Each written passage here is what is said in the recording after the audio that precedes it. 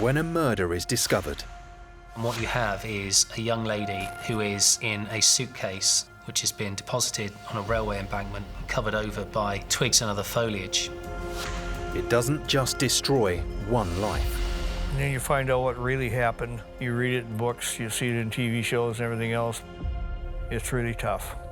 Well, there isn't a day go by that you don't remember something. It tears communities apart. When I arrived at the scene, the first thing I went and saw was the body in the wood. It's up to the police to not only solve the mystery and track down the killer, but bring them to justice. From a forensic point of view, perhaps the most fascinating aspect of this case is that conviction was achieved without the body.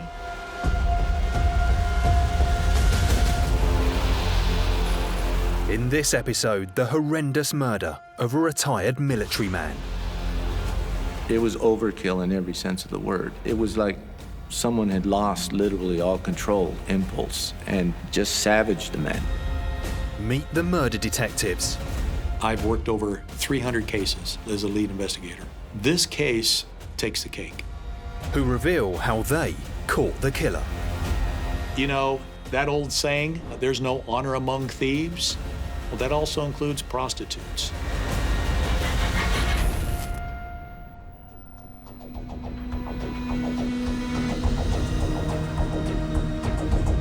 Sacramento is the capital city of the US state of California.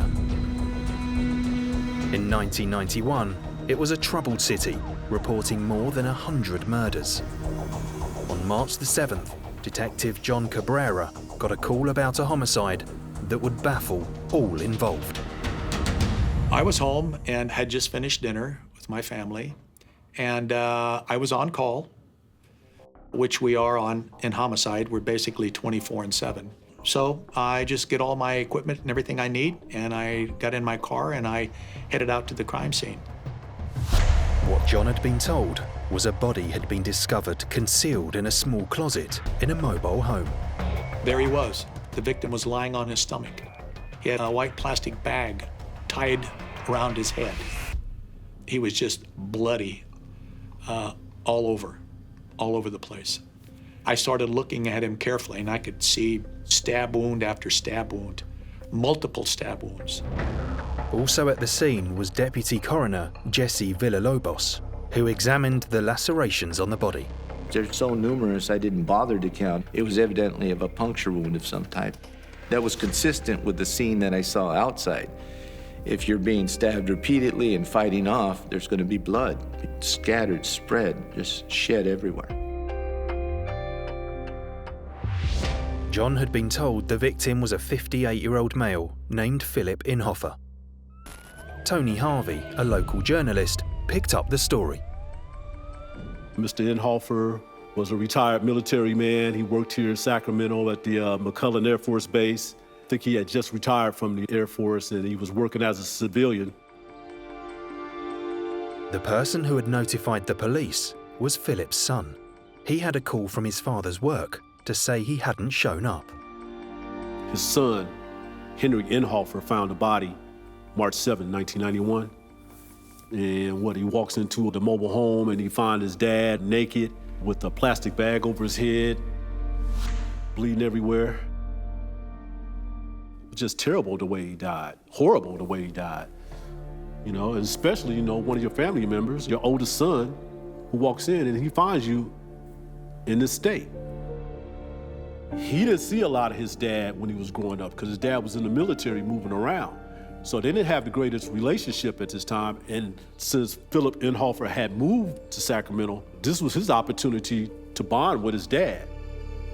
Then the next thing you know, you find out that he's dead. Philip's home was in a mobile home park in North Natomas, 7 miles from downtown Sacramento. On the night I came out here, it was cold, it was dark, and it was nothing like it is today. This mobile home park sat out here by itself. And so if you're ever going to commit a crime, what better place where you had nobody around? John secured the crime scene, and he and his team searched it for clues as to what may have taken place. There was a large blood stain in the carpet. And as I started to scan in the room and looking up at the ceiling, I could see blood all over, little drops of blood. In fact, there was a mist of blood on top, which is significant to me because it tells me he was hit with something so hard that the blood basically vaporizes and flies up and then sticks to the walls. It was clear Philip had not been killed in the closet where he was found. John was keen to locate where the initial attack may have taken place. So I moved on. I looked into the bathroom, and there it was. This bathroom was just full of blood. The shower curtain had been sliced or cut, and there was blood all over the walls inside the tub, blood on the floor. So I knew this was where everything happened.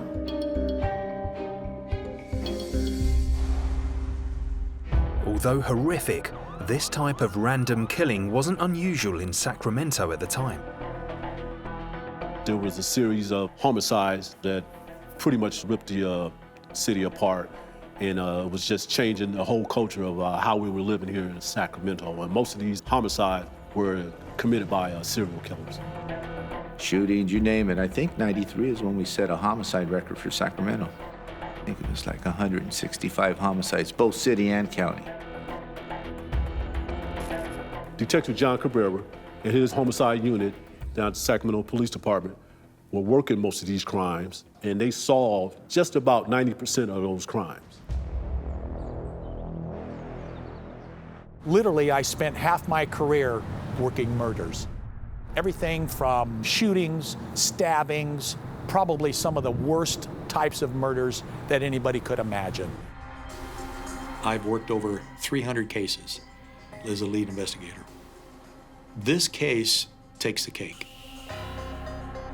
The crime scene shocked everyone, including Deputy Coroner Jesse Villalobos.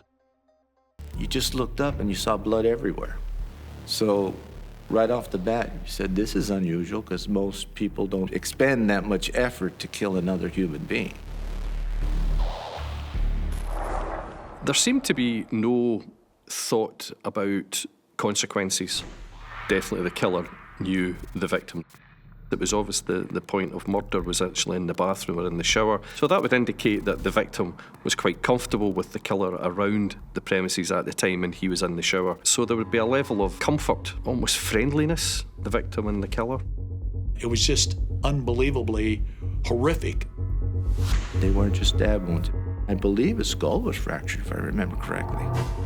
Whoever had done this had to have enough energy and strength to drag the victim, and he wasn't a small person. John believed the killer must have been physically tough to overpower Philip. The blood on the floor provided the team with clues to Philip's last movements. The nature of all that blood means it was a very violent encounter, and it also meant that he was struggling for his life. He just did not suddenly go down with the first couple of attacks, whether it was a knife or the bludgeoning. He definitely fought. I started to piece together that if the victim was taking a shower, then the perpetrator would have had to attack them, first of all, in the shower. And then it looked like the victim stepped out of the shower, possibly to defend themselves, reaching out at the person who was attacking them. And by doing so, was flailing blood all over the bathroom, all over the sink. And a pair of glasses that had belonged to the victim was lying on the sink. It appeared that he never even had time to put his glasses on. A good deal of homicides actually aren't planned, they are spontaneous events. And so unless you're somebody that routinely walks around with a weapon, for example, a knife, then you would just be picking up something that was to hand. Knives are readily available inside people's homes. It's more suggestive of a determined effort to kill if you're using a gun or a knife. It takes a lot of energy to kill someone that way. So you have to have a lot of rage, hate, anger, whatever you want to call it. It's work. It was clear that the murder had been violent, but John had no idea of a motive. The only possible clue was that Philip's son had revealed his father's car was missing.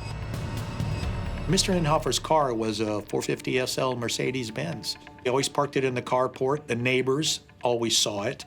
What was unique about the victim's Mercedes-Benz? The numbers on the license plate started out 666. Could this be a motive for the murder? It was clear there was more to this case than met the eye, and the team were no closer to catching the killer. I knew this was going to be a real jigsaw puzzle. John had to get justice for Philip Inhofer's murder, and the clock was ticking.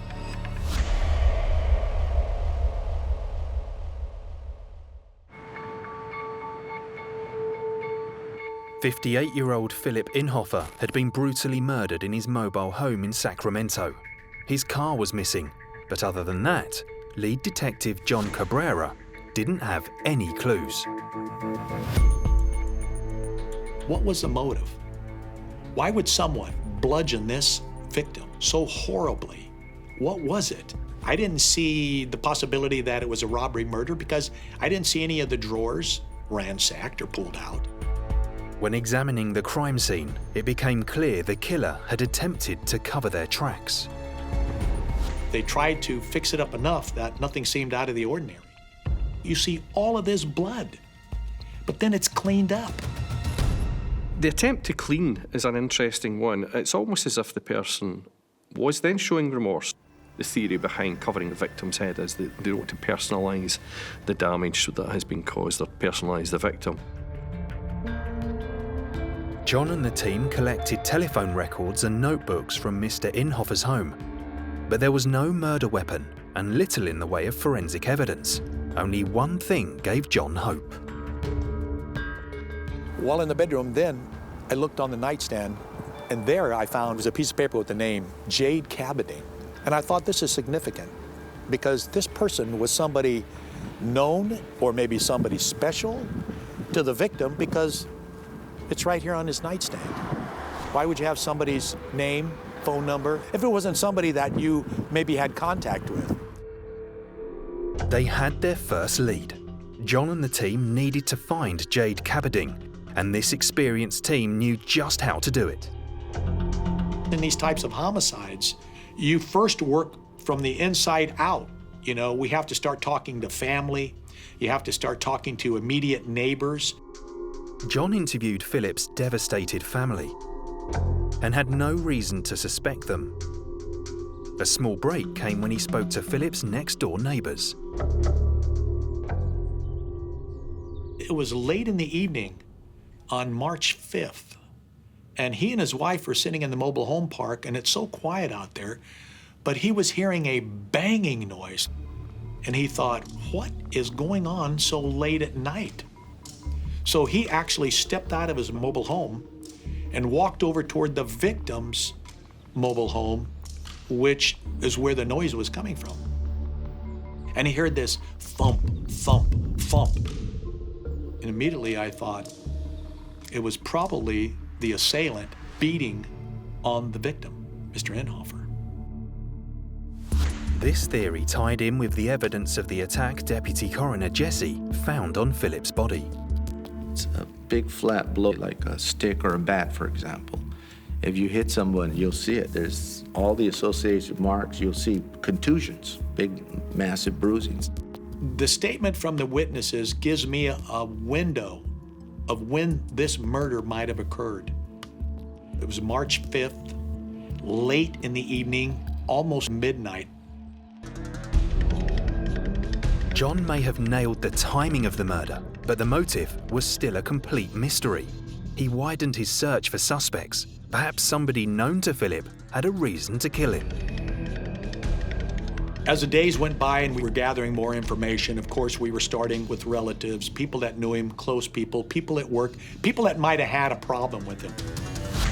Nobody. Nothing. I mean, what we did find out is he was a gentle person. He was kind, a loving father, a loving grandfather. It appeared he had no enemies. He was just a good man.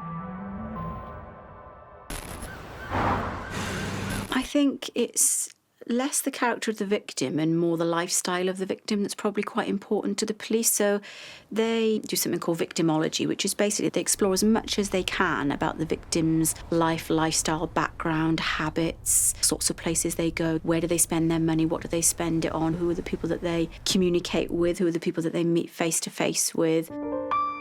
Usually indicates how a person lives. Will give you an indicator how they died. Nothing made sense. John began to research Philip's private life to see if there was more to this ex-military gentleman than met the eye. When he retired, you know, he got himself a good job and he moved into a mobile home park and he wanted a peaceful life. He wanted to have some company. And he went out with a lot of people from his work, but for some reason, he just seemed to gravitate toward women that were part of an escort service. People do use prostitutes. In fact, on an astounding level, facts and figures of prostitution usually knock people off their feet because it's much more prevalent than you realise. The victim was certainly someone who was going through a midlife crisis, but he was a goldfish in a very deep pool and was going to be hooked by the perpetrator. There's no true love in these relationships. This is pure business. This revelation shed new light on the investigation. If Philip was using call girls, he'd opened himself up to a dangerous world. The use of prostitutes is not like going to the dentist. Unfortunately, what comes with it is the background of the illicit side of prostitution, the pimps, the use of force for money, the fact that really they're only interested in your money, not in you. And that is sometimes very difficult for people who use prostitutes to understand. John started to suspect the name on the nightstand could be connected to Philip's use of escort services. I asked some people if they knew who Jade was. No one knew a Jade. No one. We knew the women that he did date, but no one knew this person who went by the name of Jade Cabading. With an all-points bulletin known as an APB out on the Mercedes and dozens of statements already taken, John turned to Philip's phone records for clues. One call stood out as a number Philip had no connection to. So I decided, you know what? I'm going to call this phone number and I'm going to ask him, what is this phone number doing in a dead man's phone bill? And I asked if he knew a person by the name of Jade. He said, I do recall a person by the name of Jade. And I do remember she used my phone to make a phone call to an individual down in Sacramento whom she says she was going to visit. The man on the phone told John that Jade had been in a car accident and that he had stopped to help her. It's there she started to talk about who she was, you know, her name Jade, and that she was going to Sacramento to pick up her Mercedes-Benz. And I kept asking him, what other information did he have on this person, Jade? And he said, well, she told us that she was a prostitute, that she worked at Mustang Ranch. There, I just felt a good amount of evidence and clues had been obtained. John had struck gold. The witness connected Jade to the missing Mercedes and gave John a lead on where she worked, the Mustang Ranch. This was the first legal brothel in the United States of America. Mustang Ranch is a very well-known brothel in Nevada, just outside of Reno. I've heard the name and I've known that it existed since I was a young teen. John discovered Jade was a licensed prostitute and a driver's ID had been used to register this name.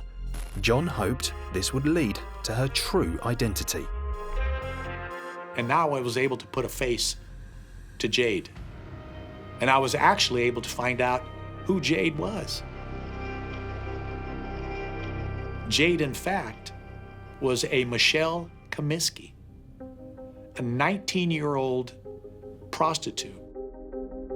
She was about 5'6". She was tall, green eyes, very attractive, and she got what she wanted. And she used her looks and her sex appeal. I don't think these men knew how old she was. But as Mustang Ranch was in the neighboring state of Nevada, John called in a favor and got Reno homicide detectives to escort him to the Mustang Ranch brothel. Well, the first time we all walked in, the girls got up out of the bar area and all started walking toward us, lining up. And of course, we were like, no, girls, we're law enforcement, so, take a seat. That old saying, there's no honor among thieves. Well, that also includes prostitutes, because the information we were able to obtain from those that worked around her was enormous. John learnt that at just 19, Michelle had already been married twice and was rumoured to have tried to kill one of her husbands. Since then, sex and violence seemed to follow her.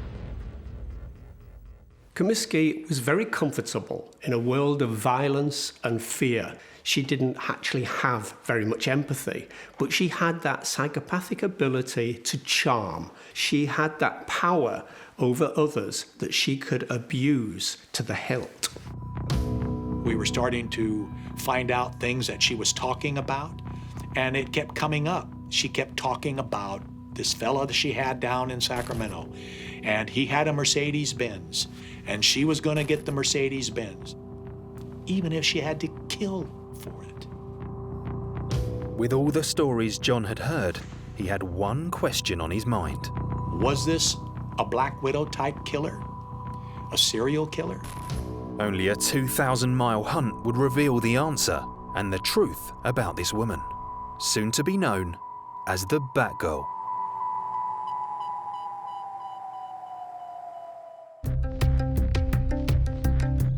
John Cabrera's investigation of the murder of Philip Inhofer had led him to the infamous Mustang Ranch brothel in Nevada, where Jade, real name Michelle Comiskey, worked as a call girl. The evidence so far was pointing to the 19-year-old escort having killed Philip in order to steal his car. She apparently was driven to the point where whatever it took, she was going to get this Mercedes-Benz. Philip Inhofer, he was spending loads of money on her, buying her clothes and, jewelry and all type of materialistic things. But she wanted that car. And she kept him busy with her sex appeal. Escorts at the ranch told John that Comiskey had grown up in Iowa. I was just startled by how much she had done since the age of 14. She was a runaway at the age of 14. She took off to Florida on her own. But she was able to survive, and she survived by using whatever means necessary. And if it meant prostituting herself, well, that's what she did. Some say she was kind of dingy out of her mind. Others say she was bright and intelligent. The last thing is, she was just a dreamer, living in a materialistic world. First husband attempted to attack. Second husband, she attempts to kill with rat poison. They actually saw Jade putting the rat poison in her husband's food. She began, in an awful way, to learn how to manipulate others using her sexuality. She could get favors for sex, and this was a very crude learning curve that she continued throughout her life. By the time she was an adult, her sexual prowess and her ability to manipulate people using those skills was phenomenal.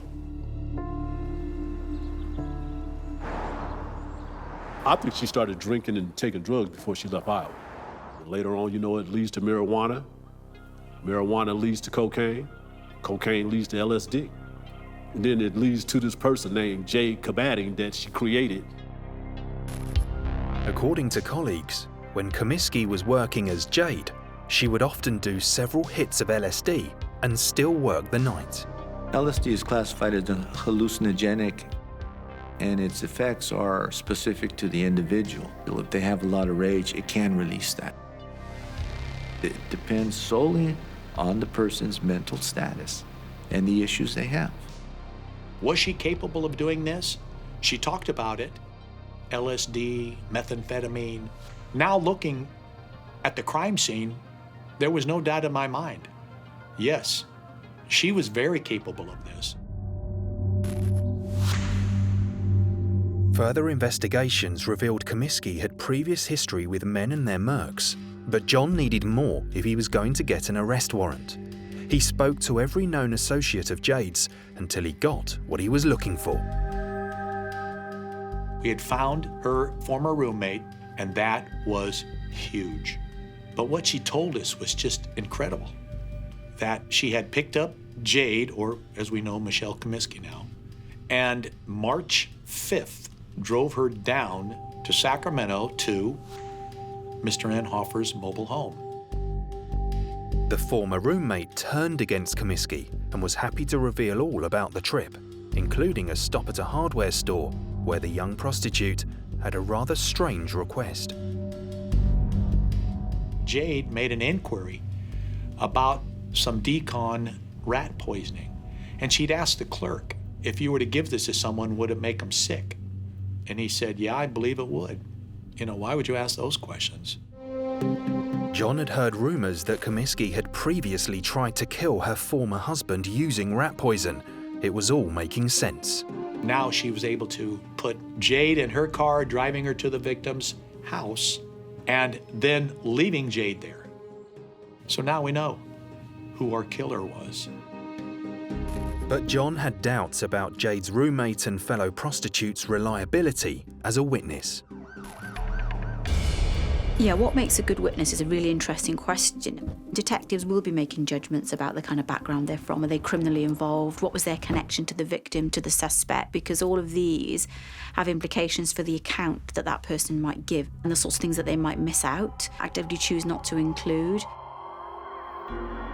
Although it was hard to believe this sweet-looking 19-year-old was capable of such a brutal attack, John was led by the evidence. On or about March 25th, I was able to secure a warrant for her arrest based on all the information we had. She was now wanted for this brutal murder. The hunt was on. Comiskey's last known address was in Citrus Heights, 15 miles outside Sacramento, where it was believed she ran an escort service out of her bedroom. What we found out through the apartment manager is that Jade and her roommate had taken off during the middle of the month without even paying the rent.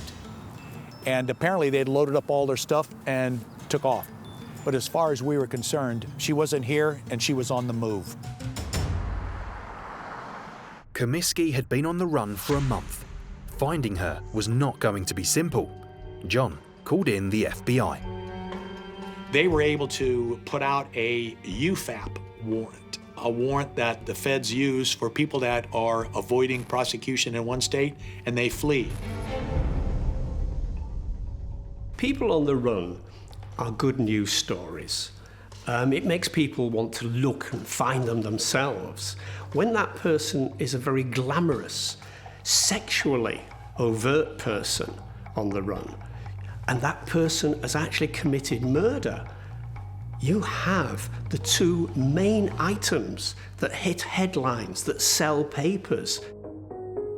The blonde killer was sure to catch the public's attention, but unless John found solid evidence against her, she could still avoid conviction. He got an address for a storage unit Comiskey rented in the hope it would hold vital clues, perhaps even the murder weapon.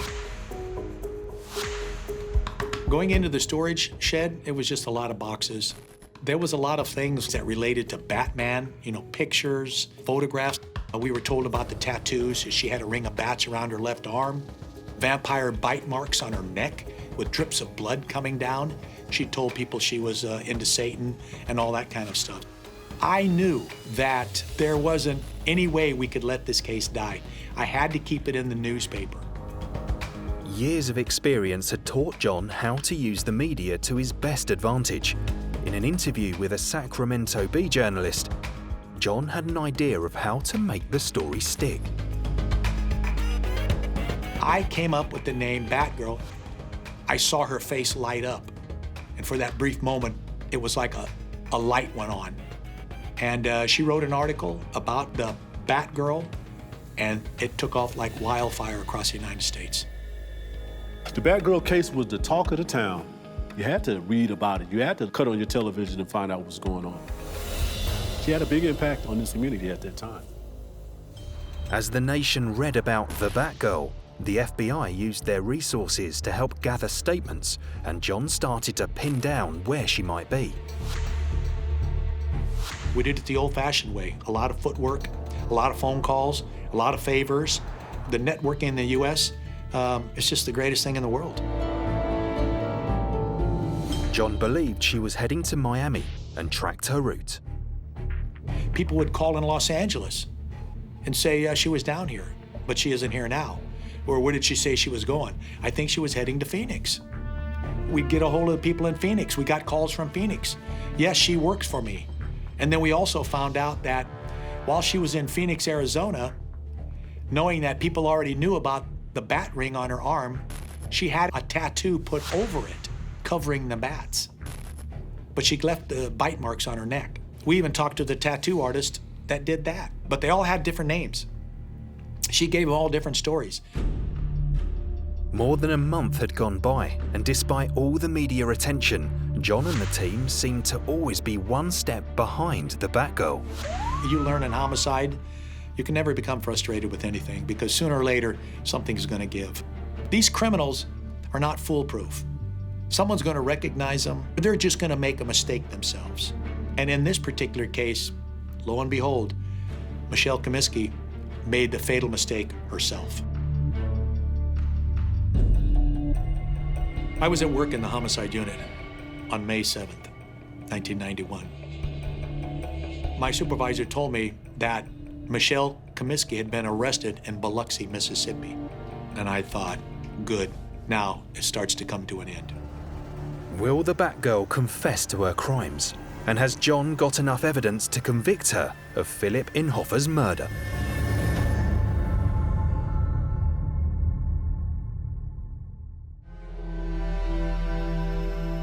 19-year-old Michelle Comiskey, aka Jade, aka the Batgirl, was wanted for the murder of Philip Inhofer. She'd been on the run across America when her and a girlfriend were spotted having mechanical issues with their rental van in Biloxi, Mississippi. As luck would have it, just that time when they pulled over to check on what was going on in the back, the police officer sitting across the street. The officer asked Michelle Comiskey for ID, but she didn't have any. He then noticed a Mercedes-Benz in the back of the truck. It had been resprayed and didn't have any number plates. Probably Michelle didn't realize you can take the license plate off a vehicle, but every vehicle has a VIN number. That VIN number was in the system. The officer ran the VIN number, and sure enough, the car belonged to murder victim Philip Inhofer. At that time, he got back out, walked around, asked both girls to step out, and then he took both of them in custody. John had caught his killer and found the car that connected her directly to the murder. But there was still a long way to go before she could be brought to justice, and the public were watching. Everybody had to know what was going on with this thing. I go to the newspaper, hey, what's going on with the Batgirl today? I mean, when she was caught in Mississippi, in Biloxi, Mississippi, I mean, Biloxi is known to have strip clubs and casino. I believe she probably just stopped there to work for a couple of days and then she was going to move on. Comiskey had run out of luck. Although John was confident of her guilt, without a murder weapon or forensic evidence, proving it in court could be difficult. What John needed was a confession. It's very critical when you take these people into custody that you're able to get to them and interview them before they have time to sit or to listen to a jailhouse lawyer or someone that's going to tell them, don't say a word, don't do this. My job is to get there and to try to get her to talk to me. So I was on the plane the next day and I was headed to Biloxi, Mississippi. John was hoping he could get the Batgirl to waive her rights and talk. As an experienced detective, he had a few tricks up his sleeve. She was thin, she looked wiry, And she looked very capable of handling herself. I gave her Miranda rights. I gave her an opportunity not to speak to me, but she agreed to speak with me, giving up her rights. In America, detectives are really good at getting suspects to waive their Miranda rights, which is your right to remain silent and your right to have a solicitor present. But by getting suspects to waive those rights, detectives then have a kind of inroads to interrogate their suspects. And the first question I asked her, I said, "Are you Michelle Comiskey?" And she looked right at me and she said, "I don't know who I am." And immediately I thought, here we go. It's game time. I just looked straight at her and I asked her, "Did you stab Philip Inhofer?" She wouldn't answer. She wouldn't answer. What she would tell me is that she hurt him. She admitted to being with Philip that day and that they'd been shopping. She then revealed her version of events the night of Philip Inhofer's death. We're going to take a shower.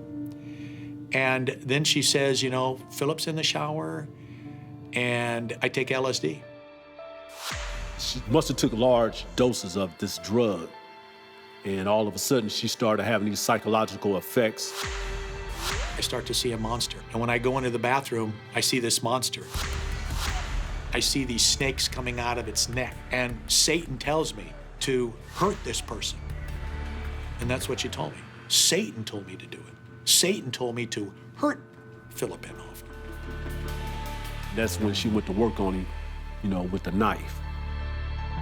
But she never told me she stabbed him. When I asked her about the taking of the Mercedes, she said, well, Satan told me to take the car because the license plate was 666. And I thought for a moment that she was trying to spin something in this interview like she was out of her mind, she didn't know what was going on. But you know what? She kills him. She stabs him 32 times. She breaks the knife off in his chest. Then she beats him with the baseball bat.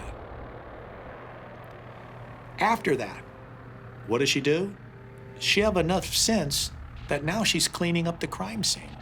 She didn't just go goofy and run out the door and get in the car and take off. That's what you would expect. She does that. And then meticulously loads up the car with all the evidence, all the bloody towels, puts her suitcases in there, and drives away. So for me to think that she was on LSD, she didn't know what was going on, she was out of her mind, I didn't buy very much of that. There was no doubt that she went to the house that night with the sole intention of committing the murder and stealing the car. Her actions then become erratic. It appears that she had sexual intercourse with the victim beforehand and then engaged in this violent attack with no remorse. Comiskey's statement was damning. John flew the Batgirl back to Sacramento on a first-degree murder charge. When John arrived in the city with Jade in tow, the media went wild. Bringing Jade back after she had been arrested, I'll never forget. It was just unbelievable. Everybody wanted to get a glimpse of this young girl. Since Sacramento was becoming accustomed to these type of crimes, you had to know what was going on. Jade was in jail and she wasn't allowed to have bail, and that's because it's a murder charge, and in most murder charges, you don't have bail. So she was going to be housed in there all the way up until her court proceedings. The Batgirl may have been in custody, but John's work was far from over. He had to gather as much evidence as possible to secure a conviction. Philip Inhofer's stolen Mercedes was his first port of call. It appeared to be like bloodstains in the back carpet, and that would make sense since she said that she threw these bloody towels in there. In the cab of the rental truck, I found an aluminum baseball bat. It appeared that there was smudged blood on it. And then it just struck me. This is the weapon she used on the victim to smash his face in. John also found a briefcase with more vital evidence. It contained a ledger listing all the hundreds and hundreds of men Comiskey had slept with for money. And whose name did I find? I found Philip Inhofer's name in there. And the amount of money? $500. This evidence further connected Comiskey to Philip. It seemed the Batgirl's days were numbered. I was told that it was going to be a death penalty case. She killed a victim for his car, and that's how it was going to be presented. Death penalty cases in California are usually around first-degree murders. It would depend on the level of severity because a murder is still a murder, but was it premeditated, was it planned, was it connected to gangs, or was it an instantaneous act? Michelle Comiskey, aka Jade, was first put in front of a grand jury to decide if there's enough evidence to go to trial on a charge of murder. Michelle pleaded not guilty. She just sat there motionless. She was dressed up in a dress, nothing flamboyant. It looked like a girl going to Sunday school. The grand jury sat for 6 weeks and was presented with all the evidence John had acquired. The baseball bat, the witness statements, the ledger, and the blood in the car. Their conclusion was that there was enough evidence to go to trial. She was held over to Superior Court to stand trial for first-degree murder. It was during this period, as both sides prepared, that they agreed to a plea of guilty and a sentence, which would enable her the possibility of being paroled somewhere in her life. Comiskey had made a deal that admitted her guilt and sentenced her to 26 years to life in jail, saving her from the death penalty. It also meant that this case would not be in a courtroom, that there would not be a jury of 12, that there would not be media in the courtroom. It was a result, but not one that pleased everybody. I think the family members, and I think people that knew him, friends, were very disappointed, and I think they really wanted her to serve life. And in some cases, people thought she should be on death row. Journalist Tony Harvey wrote to her in jail to request an interview, and on his third letter, she replied. These are her words. I live with my murderer, Mr. Inhofer, every single day. As the years go by, my understanding and reverence for his life gets deeper and sadder. I took this man from his family, friends, and everyday living. He deserves life. Every time I come up for parole, I victimize them all over again, making them relive the horror. Sir, I am not the same young woman. Today I am full moral knowledge of my actions. This sounds like a woman who wants to be free. My personal opinion on people is simply this: everybody can kill, given the right circumstances. Anybody can kill. It amazes me that more humans don't kill each other.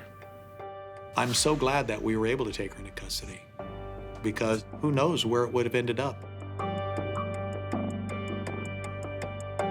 Some people ask me, do you think she would have become a serial killer? You know, a serial killer doesn't have to kill 3 people. It was just a good thing that we were able to take her out of society. There isn't a day that I don't look back, given we didn't have the technology that law enforcement has today, but we gave it our all, and using what we had, we were successful. And I'm very proud of that.